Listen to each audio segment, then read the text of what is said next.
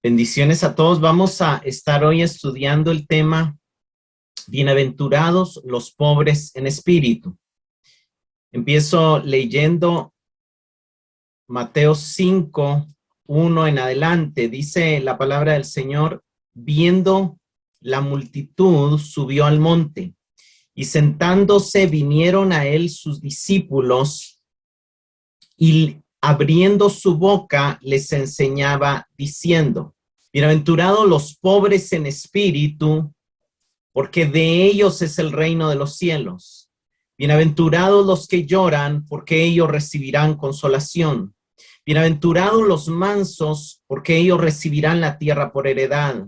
Bienaventurados los que tienen hambre y sed de justicia, porque ellos serán saciados. Bienaventurados los misericordiosos, porque ellos alcanzarán misericordia. Bienaventurados los de limpio corazón, porque ellos verán a Dios. Bienaventurados los pacificadores, porque ellos serán llamados hijos de Dios. Bienaventurados los que padecen persecución por causa de la justicia, porque de ellos es el reino de los cielos. Hemos visto que el contexto en el que Jesús aparece y da este sermón era un contexto donde las personas habían sido influenciadas por dos ideologías. Por un lado, la tradición grecorromana de la virtud, y por el otro lado, el judaísmo del segundo templo. Ambos movimientos hacían un alto énfasis en la búsqueda de la felicidad o del florecimiento humano, cómo llegar a tener una vida que tuviera sentido, que fuera satisfactoria, que fuera significativa, y ambos también hacían mucho énfasis en la sabiduría teórica y práctica como el medio para crecer en virtud y llegar a esa vida plena, feliz, significativa. También vimos cómo Mateo nos presenta a Jesús como el nuevo Moisés y sus palabras como la ley del nuevo pacto. Pero a diferencia del tono de los 10 mandamientos, que es un tono de demanda, que es un tono que llama a la obediencia desde el inicio, el tono del discurso de Jesús empieza como hablaría un sabio, no tanto como un legislador. Él no empieza diciendo, oye, oh Israel, sino empieza diciendo, bienaventurados. Aquí quiero recordar Hebreos 7, 18 y 19. Hebreos 7, 18 dice: queda pues abrogado el mandamiento anterior a causa de su ineficacia, pues nada perfeccionó la ley, y de la introducción de una mejor esperanza por la cual nos acercamos a Dios. Una de las cosas que llamó mucho mi atención cuando estudiamos Hebreos es que la ley no cambia por una nueva ley, sino la ley cambia por una esperanza. Luego vamos a ver cómo la ley no deja de ser ley, sino que pasa a internalizarse en el nuevo pacto. Pero lo que queda fuera de nosotros ya no es una demanda de obediencia, sino es una esperanza. En el Antiguo Testamento, en el Antiguo Pacto, la ley vino en forma de mandamientos, pero en este nuevo pacto Jesús presenta sus palabras como una invitación para acercarnos a Dios. Él está dando un sermón lleno de palabras de esperanza. Sus palabras iniciales son dichos sabios en forma de invitación. Cada vez que se decía bienaventurado porque esto era una invitación de un filósofo sabio a sus discípulos a buscar y a inclinarse por ese camino de sabiduría. Entonces, aunque Jesús no deja de ser el mejor Moisés, la manera en que empieza su discurso más lo presenta como un nuevo Salomón, como un mejor Salomón, como un sabio que está hablando desde la voz de la sabiduría. Algunos acaban de ver cómo él predicaba el reino, cómo él sanaba enfermos, y ahora se topan a que él también no solamente tiene el poder de Dios, no solamente es un profeta que predica arrepentimiento, también es un sabio filósofo que nos va a dar la clave para la verdadera felicidad. Eso fue como sonó a los oyentes originales cuando escucharon la palabra bienaventurado. Una bienaventuranza era pronunciada por alguien con autoridad. Generalmente la pronunciaba un rey, o la pronunciaba un filósofo, la pronunciaba un maestro. Y en el discurso de sabiduría a menudo se usaba la bienaventuranza para convencer al discípulo, al instruido, al alumno del valor de la sabiduría que el maestro estaba ofreciendo. La palabra que se traduce bienaventurado es el griego makarios. Macarios se puede traducir altamente favorecido, feliz, dichoso y floreciente. Los judíos reconocían esta palabra porque aparecía en la traducción griega de la Biblia, la Septuaginta.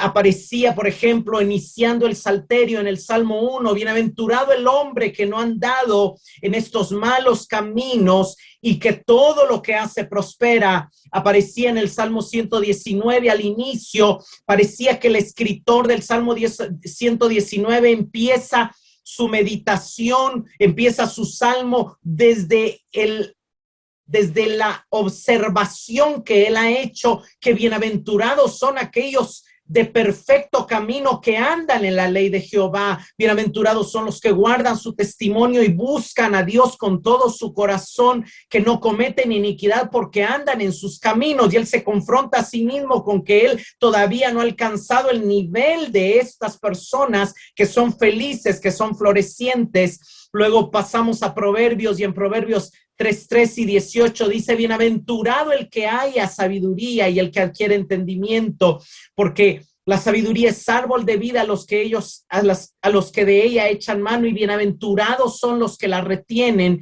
Luego en Proverbios 8, la sabiduría hablando dice: hijos, escuchadme, porque bienaventurados son los que guardan mis caminos. En el 32 y en el 34 vuelve a decir: bienaventurado el que me escucha, porque el que me halla la vida. Dice la misma sabiduría en Proverbios 8:35. En un resumen general, para los judíos, esta palabra era una palabra que señalaba al próspero, que señalaba al perfecto, que señalaba el que había adquirido la sabiduría, y eso le permitía caminar en el camino de Jehová. Era algo realmente difícil de alcanzar, pero ahí estaba la imagen del que todo lo que hace prospera. El mensaje de la felicidad se conectaba con lo que decían los griegos: solo se puede alcanzar la felicidad por medio de la sabiduría, y como el pueblo de Dios que somos, la sabiduría la encontramos en meditar y en obedecer la voz del Señor. Entonces habían creado una serie de reglas para hacerse creer que ellos iban a obedecer la ley de Dios, algunas de las cuales, como vamos a ver, Jesús empieza a derribar y a mostrarles de que su entendimiento de lo que es cumplir la ley de Jehová no está tan adecuado. Por otro lado, los que estaban influenciados por la filosofía griega llegaban a comparar, para ellos Macarios eran los dioses eran bienaventurados, y el humano que más se acercaba eran los buenos reyes, porque ellos comparaban al rey con los dioses por ser ese rey dichoso que poseía riqueza, poder, y que podía recurrir a los recursos de los antiguos e intentar comprender la sabiduría. No le tocaba trabajar, no le tocaba fajarse para ganarse la vida, entonces tenía una mayor posibilidad de adquirir la sabiduría que le hiciera virtuoso y que le llevara a Macarios, a ser feliz, a ser significativo. Entonces, de manera general, otra de las cosas importantes es que entre las virtudes éticas intelectuales que los filósofos griegos valoraban más, por ejemplo Aristóteles, estaba el coraje, o sea, el valor, la valentía, estaba la templanza o el dominio propio, estaba la magnanimidad o grandeza de ánimo, como le llamaban ellos, que en nuestras palabras se relaciona un poco con la generosidad, y estaba la justicia. Pero la expectativa que Jesús despierta en los oyentes cuando él empieza su discurso diciendo Macarios, ellos esperaban oír Macarios el que adquiere sabiduría, Macarios el que vive rectamente, o Macarios el valiente, el templado, el magnánimo, el justo. Y sin embargo vienen las palabras de Jesús y chocan con la expectativa de los oyentes, porque viene Jesús y en griego dice Macarios ho tojos toneuma, bienaventurados los pobres en espíritu. ¿Cómo así? En la mente de los oyentes, el bienaventurado era el rico, porque era el que tenía el tiempo y el acceso a la sabiduría, era el que podía disciplinarse para desarrollar las virtudes por causa de que no tenía necesidad de trabajar tanto. Entonces, cuando viene Jesús y dice bienaventurados los pobres en espíritu, no solamente es chocante porque él está hablando del pobre, sino que está usando la palabra habían varias palabras en el griego que denotaban a una persona pobre. Jesús usa la de más bajo nivel, tojos o tocos. Esta palabra viene de una raíz en el griego que es toso, que significa agacharse, encogerse como un mendigo.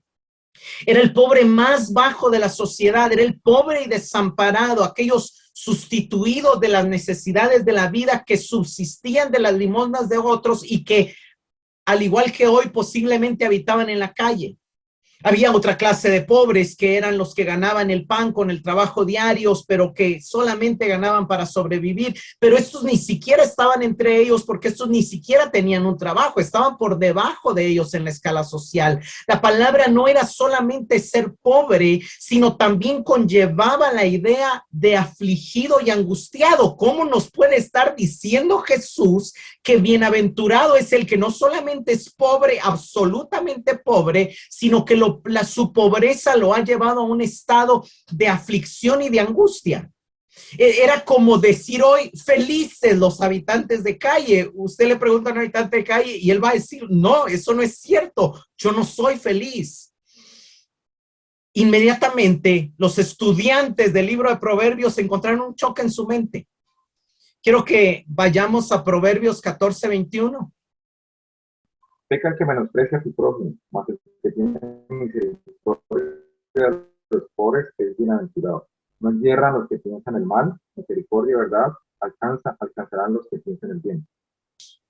Proverbios 14:21 dice, bienaventurado el que tiene misericordia de los pobres, o en otra versión, el que se apiada del pobre. Proverbios 14:31 dice, bienaventurado el que se apiada del necesitado. Proverbios 19:7 dice, el que se apiada del pobre puestra al Señor. Proverbios 22:9 dice, bendito y el que da su pan al pobre. Proverbios 28:8 dice que el que aumenta su riqueza la recoge para el que se apiada de los pobres. Proverbios 29:27 dice, el que da al pobre no pasará necesidad. Proverbios 29:7 dice, el que se preocupa por la causa de los pobres es justo. Y así, Proverbios 31:20, hablando de la mujer virtuosa, dice que ella extiende su mano al pobre porque ella es una mujer sabia. El punto es que para el escritor de Proverbios y para el estudiante de Proverbios, bienaventurado era el que tenía misericordia y era generoso con el pobre, pero estaba lejos de decir que el pobre mismo era bienaventurado. O sea, había una diferencia entre el que da al pobre y el pobre.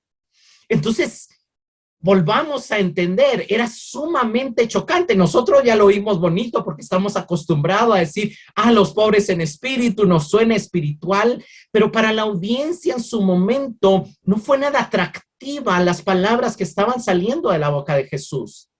Ahora, no solamente era la palabra que se usaba para el pobre más pobre, para el pobre absoluto, sino que Jesús dice los pobres en espíritu. ¿Cómo entenderían ellos los pobres en espíritu? Hay 3 pasajes que creo que nos pueden ayudar a comprender cómo pudieron haber percibido estas expresiones, porque en estos pasajes vemos expresiones muy similares. El sufrido de espíritu, el contrito de espíritu es similar al pobre de espíritu.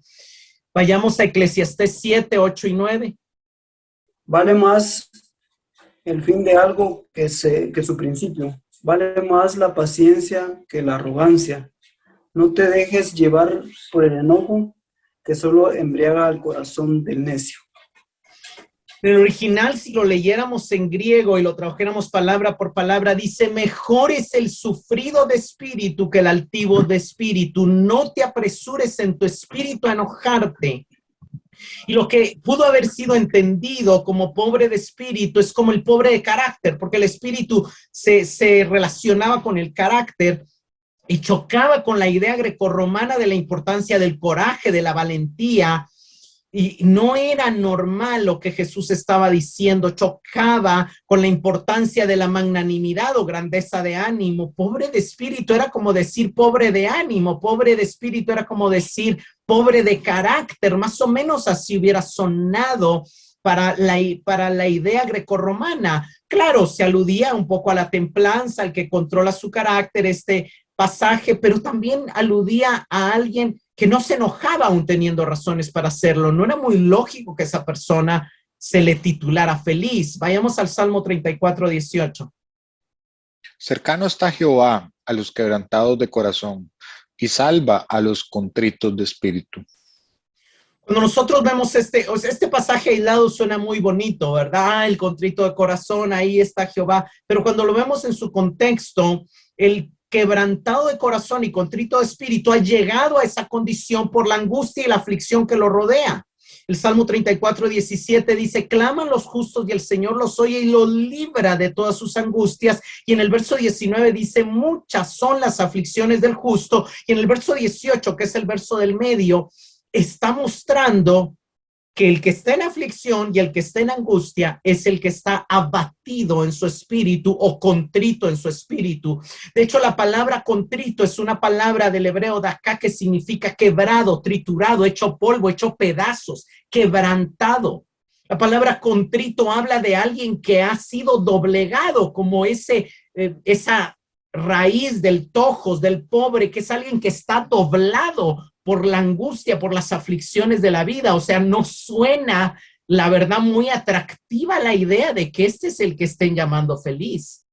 Sin embargo, cuando vamos al sermón del monte registrado en Lucas, Jesús dice, bienaventurados los pobres, nada más, los tojos, usa la misma palabra, pero no usa obviamente lo que Lucas está diciendo son los pobres absolutos, y lo que está tratando de decirnos tanto Lucas como Mateo es que son bienaventurados los que tienen un corazón de pobre. Esa es la idea de Mateo, porque pone pobres en espíritu, tienen un espíritu de pobre, un alma de pobre, un corazón de pobre. Para entender mejor a qué se refiere esto, necesitamos ver cómo define el Antiguo Testamento a los pobres. Y vamos a ver algunos pasajes. Quiero que empecemos con el Salmo 10, 14. Tú lo has visto porque miras el trabajo y la vejación para dar la recompensa con tu mano. A ti se acoge el desválido, tú eres el amparo del huérfano. En la Septuaginta, la palabra que se traducía en esta versión desvalido es la palabra tojos en la Septuaginta. Se traducía también indefenso en el hebreo LK, que es desventurado, desvalido, desafortunado. Pero una de las cosas que nos dice claramente es a ti se acoge. Los pobres depositan su confianza en ti. Una de las características cuando vamos a ver es que lo primero que vemos que hace el pobre es que el pobre tiene la capacidad de depositar su confianza en Dios. ¿Por qué? Porque no tiene nada más ni nadie más en quien confiar. El Salmo 14:6 nos dice, del consejo del pobre os burlaríais, pero el Señor es su refugio. Un pobre para el Antiguo Testamento, un pobre para el judaísmo, según las Escrituras, es alguien cuyo refugio es el Señor. Vayamos al Salmo 25, del 15 al 21. Mis ojos están siempre hacia Jehová, porque Él sacará mis pies de la red. Mírame y ten misericordia de mí, porque estoy solo y afligido. Las angustias de mi corazón se han aumentado. Sácame de mis congojas. Mira mi aflicción y mi trabajo. Perdona todos mis pecados. Mira mis enemigos, cómo se han multiplicado y con odio violento me aborrecen. Guarda mi alma y líbrame. No sea yo avergonzado, porque en ti confié. Integridad y rectitud me guarden, porque en ti he esperado. La palabra pobre, la palabra tojos en la Septuaginta aparece en el verso 16. Estoy solitario y pobre. Estoy solitario y pobre. Deberíamos de leerlo ahí si lo leyéramos en griego. Estoy solitario y tojos. ¿Qué características vemos en este pobre que escribe el Salmo 25? Que se ve a sí mismo como pobre. Sus ojos están hacia el Señor, nos dice el verso 15. Clama al Señor y le pide que tenga piedad de él en el verso 16. En el verso 18, él está consciente de sus pecados y le está diciendo al Señor, perdona mis pecados. En el verso 20 le está diciendo al Señor, guarda mi alma y líbrame, porque en ti mi refugio, ha hecho del Señor su refugio. En el verso 21 lo está terminando y está diciendo, en ti, en nadie más, en ti espero. Salmo 22:4 nos dice, porque él no ha despreciado ni ha aborrecido la aflicción del pobre, ni le ha escondido su rostro, sino que cuando clamó al Señor lo escuchó. Y aquí vemos cómo el Antiguo Testamento nos va ayudando a definir el concepto de pobre que Jesús quiere en la mente de los oyentes. Jesús no está trayendo una palabra desconectada de la revelación de Dios. Él está escribiendo sobre la revelación de Dios, como todos los profetas hablan en base a la revelación anterior. ¿Quién es el pobre? El pobre de los Salmos. ¿Quién es el pobre? El pobre del Antiguo Testamento. Ese es el pobre al que Jesús se está refiriendo, aunque no necesariamente en Lucas le llame pobre en espíritu, aunque le llame solo pobre, el pobre en los Salmos tiene su esperanza en el Señor, clama a Él, reconoce sus pecados, se refugia en el Señor. Vayamos al Salmo 40, 16 y 17. Regocíjense y alégrense en ti todos los que te buscan, que digan continuamente, engrandecido sea el Señor. Los que aman tu salvación. Por cuanto yo estoy afligido y necesitado, el Señor me tiene en cuenta. Tú eres mi socorro y mi libertador. Dios mío, no te tardes. Yo estoy pobre. En la Septuaginta ahí se lee tojos. Yo estoy tojos y necesitado. Yo estoy pobre y necesitado. El Señor me tiene en cuenta. Tú eres. ¿Cuál es el socorro del pobre? Dios. Tú eres mi socorro y mi libertador. Dios mío, no te tardes. ¿Quién es un pobre? El que busca al Señor, según el verso 16, los que te buscan. ¿Quién es el pobre? Aquel al que el Señor tiene en cuenta. ¿Quién es el pobre? Aquel cuyo socorro y libertador es el Señor. Salmo 72, 12 al 14 dice, porque Él librará al necesitado cuando clame, también al pobre y al que no tiene quien la auxilie. Tendrá compasión del pobre y del necesitado y la vida de los necesitados salvará. Rescatará su vida de la opresión y de la violencia. ¿Quién es el pobre? El que no tiene quien le auxilie. ¿Quién es el pobre? Aquel que solo espera en el Señor, aquel a quien Dios va a librar. El pobre de los Salmos y el pobre en quien Jesús está pensando es la persona que por las aflicciones y la angustia y por el mismo peso de su pecado ha llegado a una condición en la que está dispuesto a clamar al Señor. El pobre es aquel cuya confianza y esperanza en medio de su aflicción es únicamente el Señor, quien es su refugio, pues no tiene nada más ni nadie más en que apoyarse. Este es el pobre en espíritu, este es el pobre bienaventurado, no es el que no tiene plata, ni es el que habitante de calle, tal cual, no, es el que en su corazón no tiene nada más ni nadie más en quien apoyarse, más que en Dios. Veamos ahora las profecías acerca de los pobres. Quiero que vayamos a 1 Samuel 2, versos 7 y 8, y luego nos saltamos al 10. Buenas noches.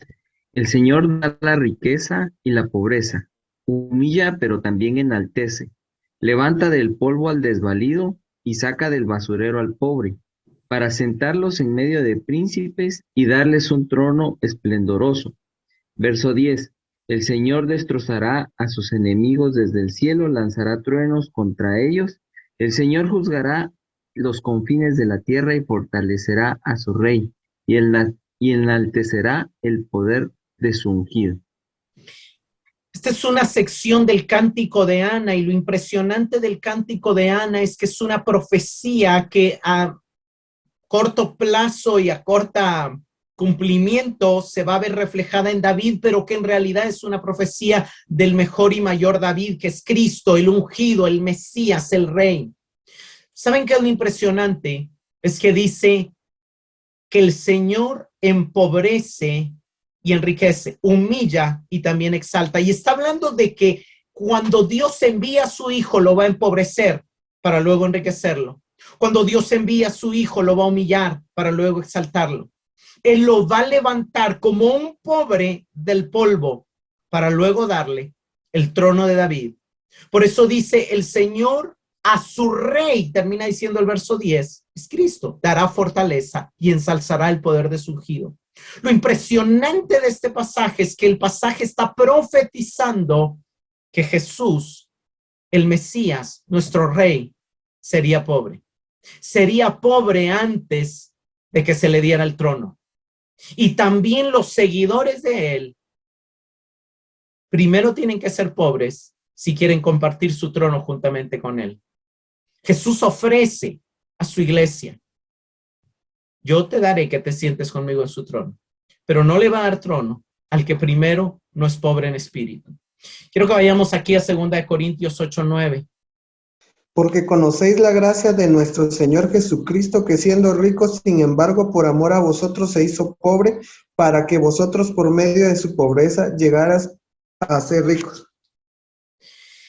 Conocéis la gracia de nuestro Señor Jesucristo, que siendo rico, ¿cuál era la riqueza del Señor?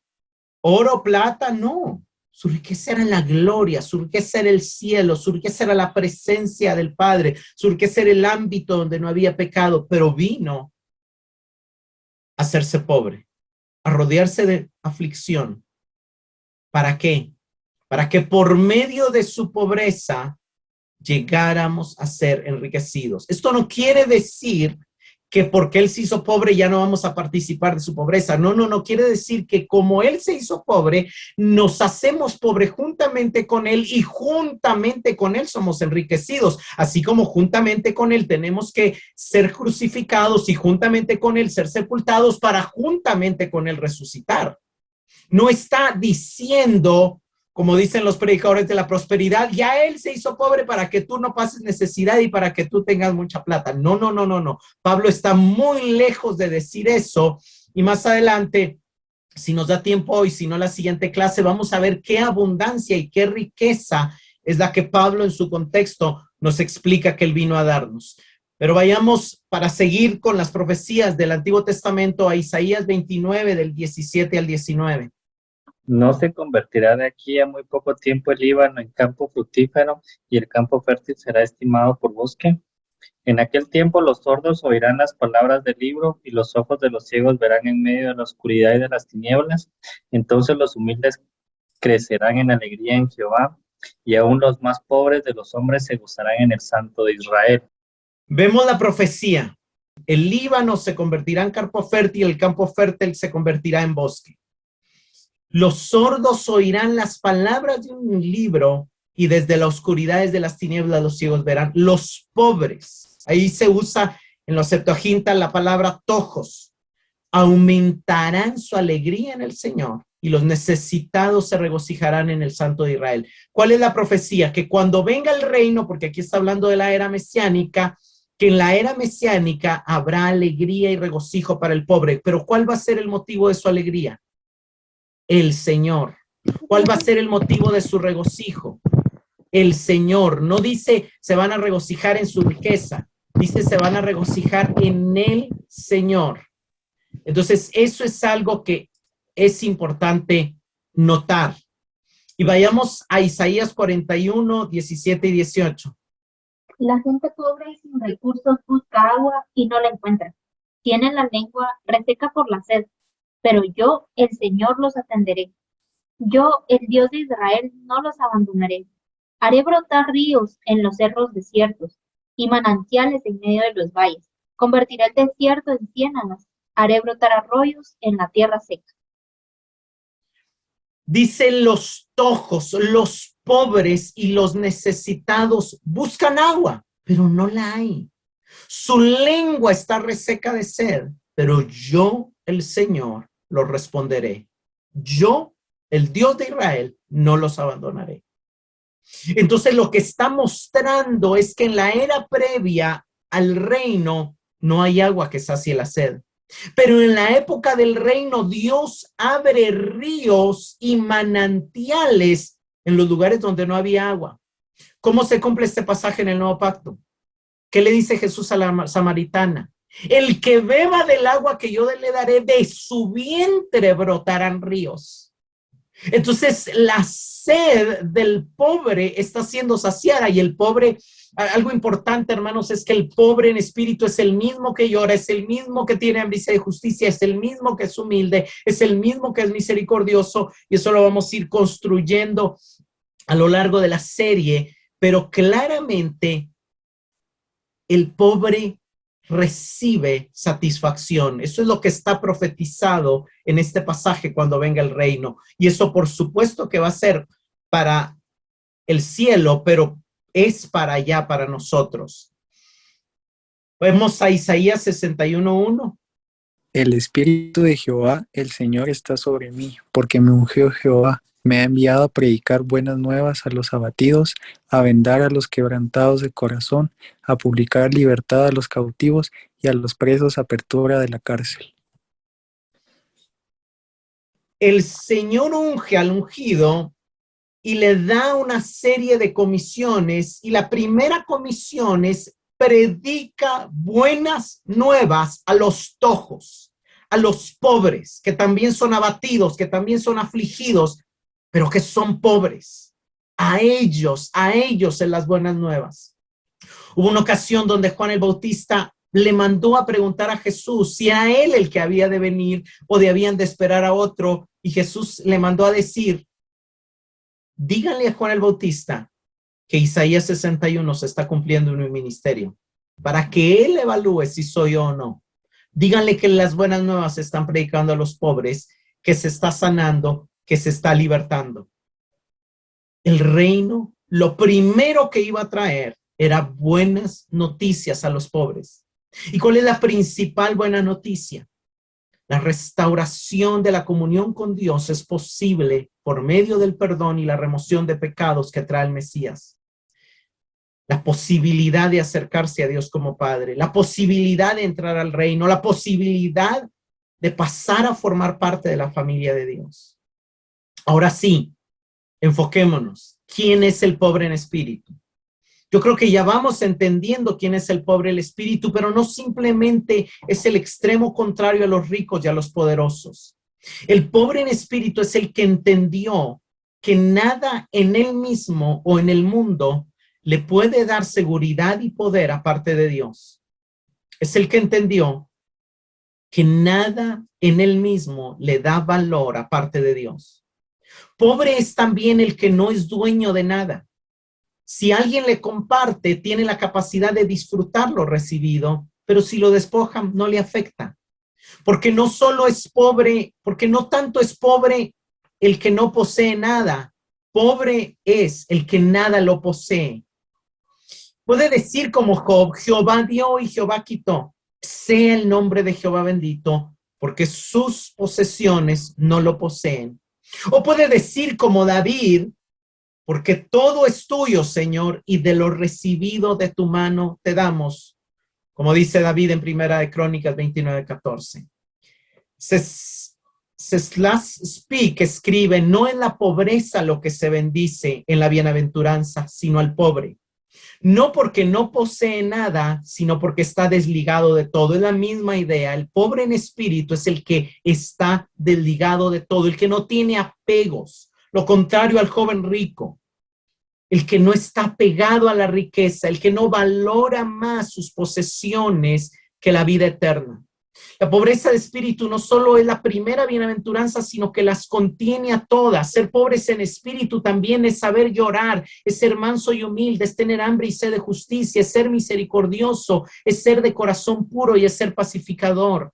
Ser pobre en espíritu es saber orar, porque reconoce su necesidad, de saber dar limosna, porque sabe lo que es no tener, y cuando puede le es más fácil compartir con el que no tiene, y sabe ayunar porque ha entendido que en la vida hay cosas más importantes que la comida, y vemos como todo el sermón se va a amarrar, porque el pobre en espíritu es el de Mateo 6, que da limosna, que ora y que ayuna.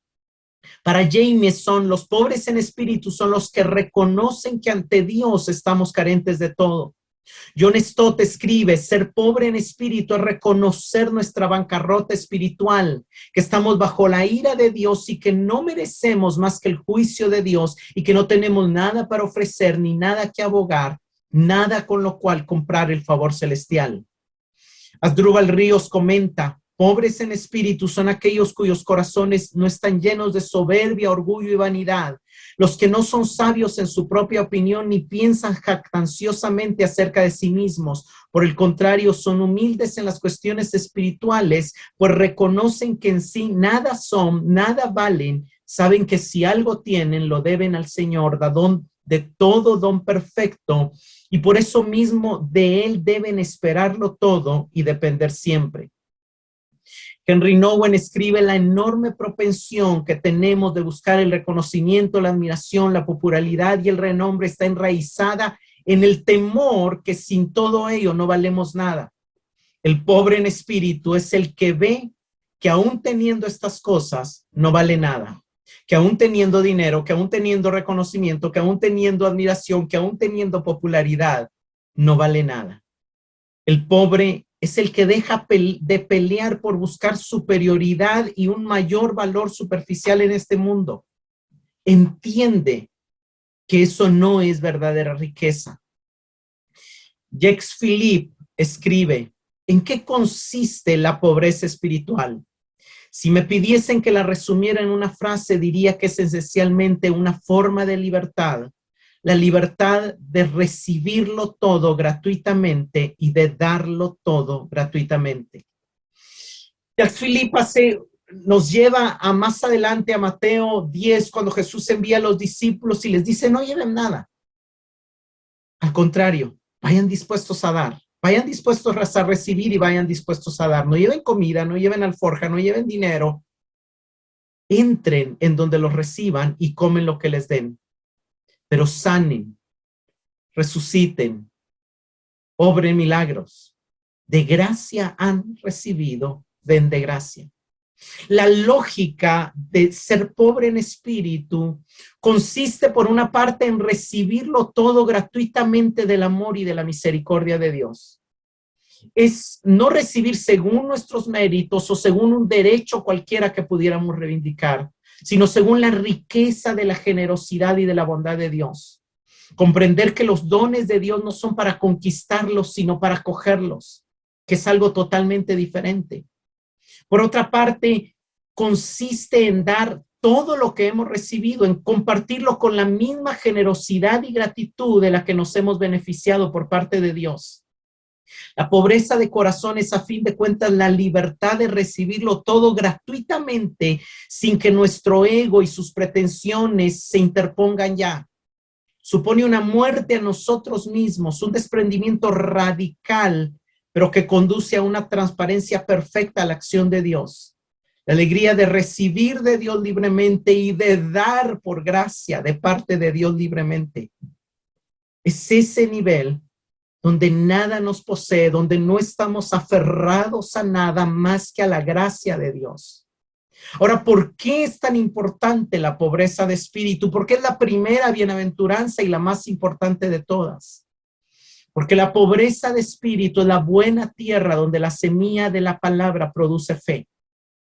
La fe surge en el momento en que descubro que no puedo confiar en mí mismo, que no tengo nada en mí mismo, que no tengo nada en que depositar mi confianza. Y entonces oigo la voz del Rey diciéndome: ven a mí, cree en mí, confía en mí.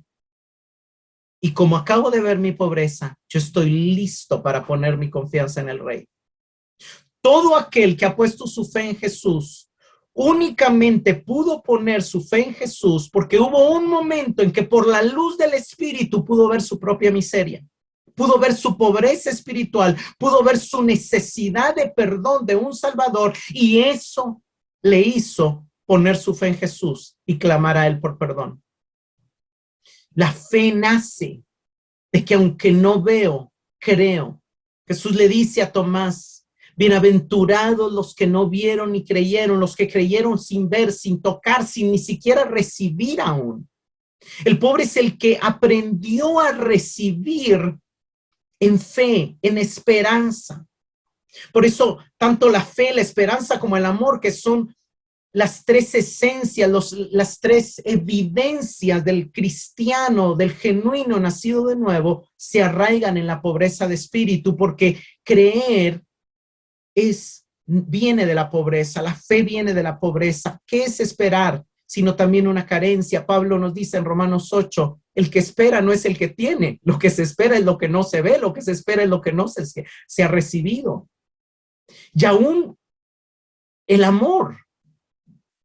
Es interesante cuando vemos que solo se puede amar de verdad cuando no poseemos, cuando no nos apropiamos, cuando no nos adueñamos, cuando no buscamos manipular y dominar el ser amado, sino buscamos solamente dar. Podemos recibir amor cuando no estamos pensando qué quiere el otro de mí porque me está dando, sino cuando simple y sencillamente estoy abierto a recibir. El pobre es el que ha aprendido a recibir, el pobre es el que está dispuesto a pedir y a clamar. La Biblia dice, no tienen porque no piden. Hasta ahora nada habéis pedido, les hace falta pobreza, les hace falta conciencia de necesidad. El pobre sabe depender y obedecer. Hermanos, creer es no verlo todo, siempre. Creer es no aceptar, no comprender siempre lo que está pasando, es cambiar, es caminar a menudo en la oscuridad, es avanzar confiando en el otro, es entregarse a una verdad que nos supera, es reconocer que yo estoy ciego y que decido confiar en el que sí puede ver. Eso es fe y eso nace de la pobreza. La fe es entrar en una forma de entrega y obediencia. De hecho, Abraham, nuestro padre en la fe, partió sin saber a dónde iba desde una pobreza.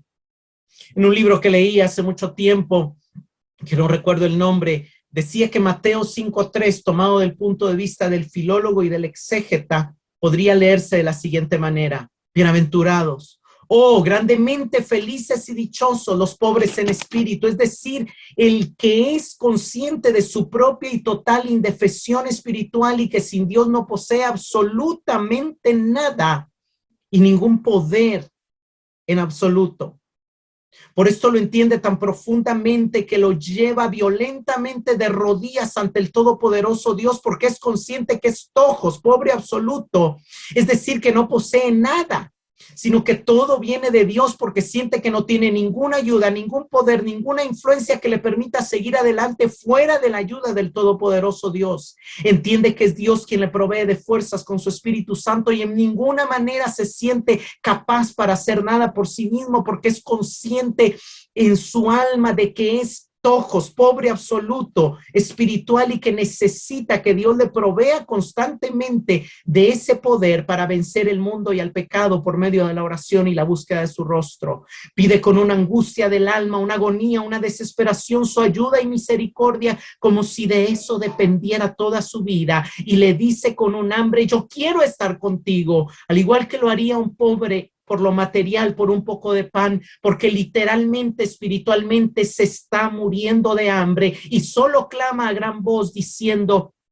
yo solo quiero un poco del pan de tu palabra, porque primero anhelo satisfacer mi única y primordial necesidad, que eres tu Dios. Todo esto no sucede de forma pasiva, sino de forma violenta, como un golpe que nos pone de rodillas y nos deja a la merced de la misericordia del todopoderoso Dios.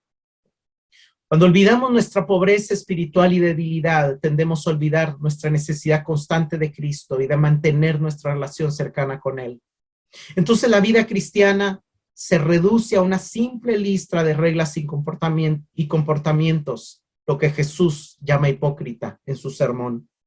Por el contrario, recordar una y otra vez nuestra pobreza también nos recuerda que tenemos un rey a quien seguir y a quien acudir. Ya no tratamos de enfrentar la vida solos con nuestros propios recursos.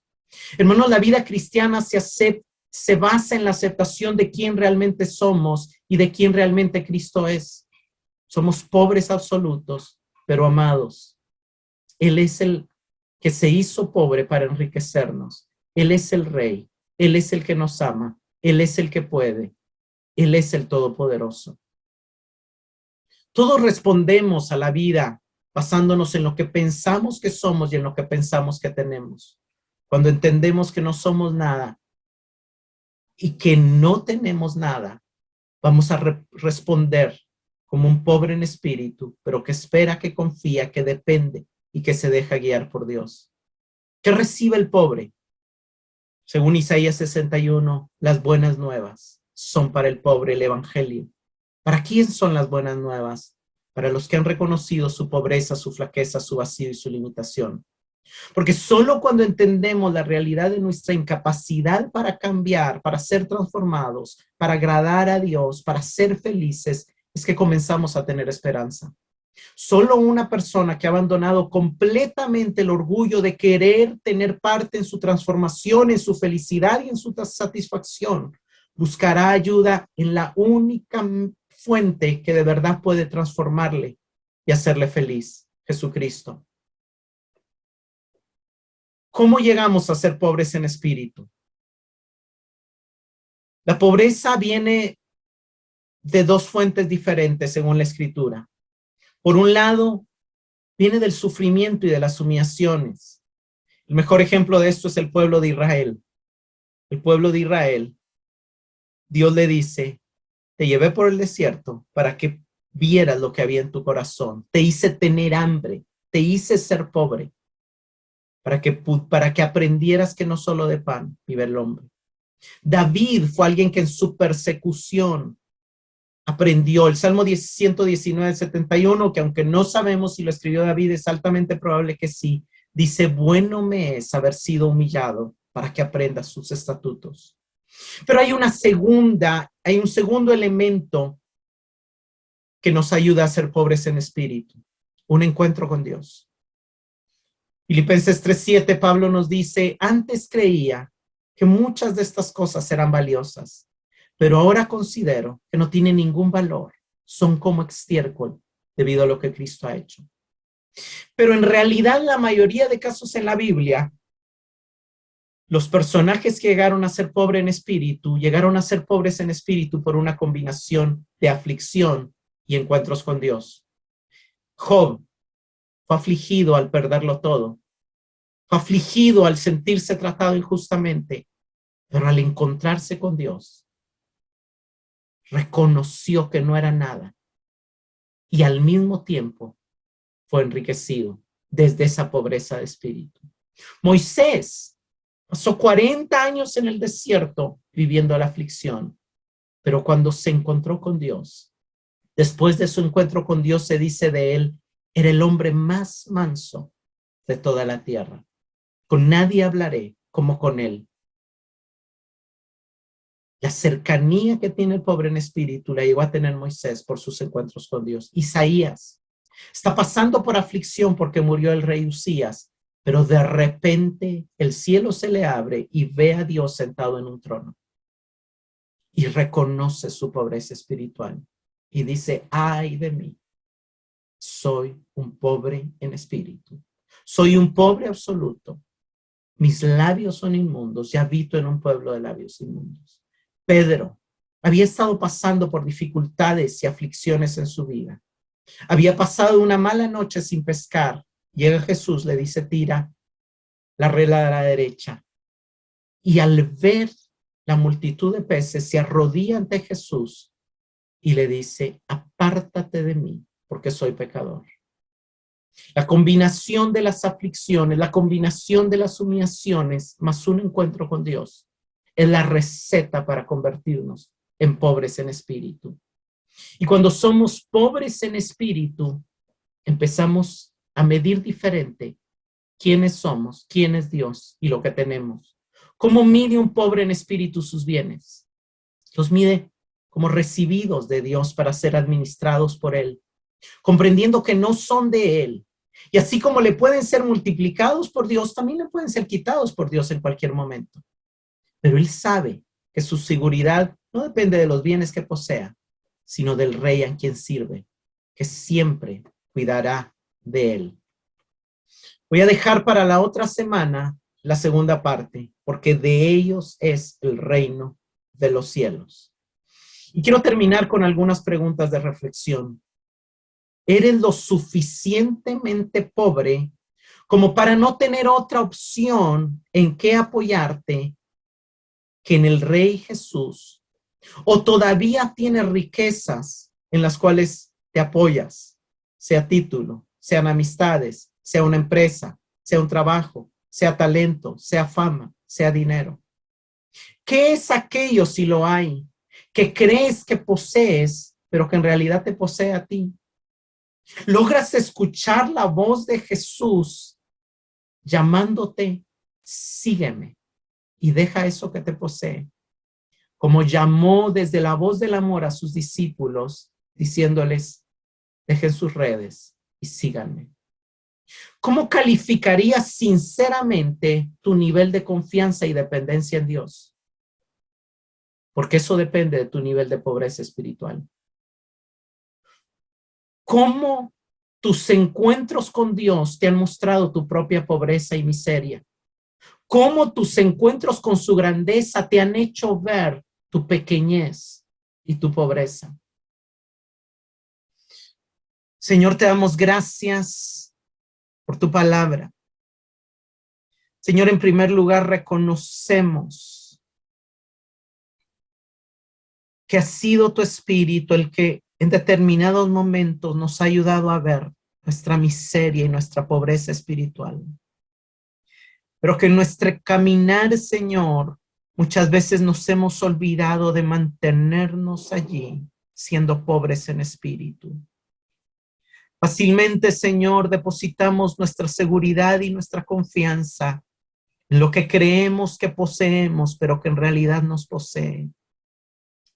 Pero hoy suplicamos el auxilio de tu Espíritu para que una vez más puedas abrir nuestros ojos y revelarnos nuestra miseria, para que podamos abrazar nuestra miseria, nuestra pobreza, nuestra pequeñez, como aquello que nos permite depositar solamente en ti nuestra esperanza, nuestra confianza, como aquello que nos hace clamar a ti, como aquello que nos pone de rodillas y nos hace decir, Señor, sin ti nada soy, te necesito, espero en ti está mi confianza, tú eres mi refugio.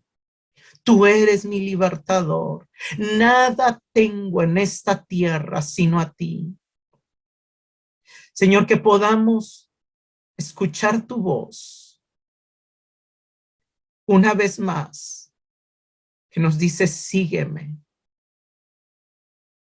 Y que esa voz sea tan dulce e impactante, que ni siquiera pensemos en soltar y en dejar aquello que nos ha costado soltar y dejar, y que compite en nuestro corazón para robarnos, que tú seas nuestro primer amor. Ayúdanos, Señor, a seguirte, abandonándolo todo, como pobres en espíritu. Amén.